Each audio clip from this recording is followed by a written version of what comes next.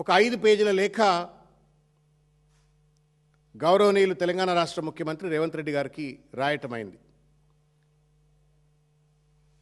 మీరు ఆటో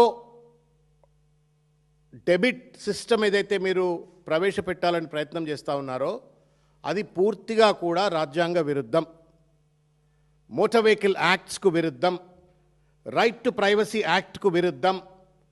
మీకు ఇష్టం వచ్చినట్టుగా బ్యాంకులను అదేదో రేవంత్ రెడ్డి గారి ప్రైవేట్ బ్యాంక్ అయినట్టుగా వాటిని నేను డైరెక్ట్గా అకౌంట్ డీటెయిల్ తీసుకుంటా, అందులో నుంచి డైరెక్ట్గా డబ్బులు నేను రెజ్యూమ్ చేసుకుంటా, డెబిట్ చేసుకుంటా అని చెప్పనైతే మాట్లాడుతుండో ఇది పూర్తిగా కూడా రాజ్యాంగ ఉల్లంఘన, రాజ్యాంగానికి వ్యతిరేకము, చట్టాలకు వ్యతిరేకము, రైట్ టు ప్రైవసీ యాక్ట్కు వ్యతిరేకము, ఫండమెంటల్ రైట్స్కు కూడా ఇది వ్యతిరేకం. రేవంత్ రెడ్డి గారు, నాకు అర్థం కావట్లేదు, మీరు ఎవరితో మాట్లాడతారా? ఉట్టినే నోటికి ఏదొస్తుంది మాట్లాడతారా మీరు?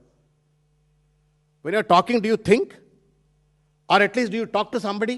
ఏం మాట్లాడాలా, ఏం మాట్లాడొద్దు, ఏం పాలసీ ఎట్లా తయారు చేయాలా, ఓ కాన్సిక్వెన్షియల్ థింకింగ్ ఏమైనా ఆలోచిస్తారా లేదా? ఏది పెడితే అది వచ్చేసి ఫట మాట్లాడేస్తారా? సినిమానా ఇది? బాలకృష్ణ సినిమా డైలాగ్ ఏదేమన్నా? బాలకృష్ణ సినిమా డైలాగ్ సరిది? It's a government, it's a policy. A policy is suppose to have the constitutional sanctity. ఎవడిచ్చాడండి అధికారం నీకు? నాకు చెప్పు ముఖ్యమంత్రి గారు. దేశానికి రాజువా నువ్వేమన్నా? క్రౌన్లెస్ కింగ్ అయింది? భారత రాజ్యాంగం ఏం లేదా? ఇష్టం వచ్చినట్టు మంది బ్యాంకులను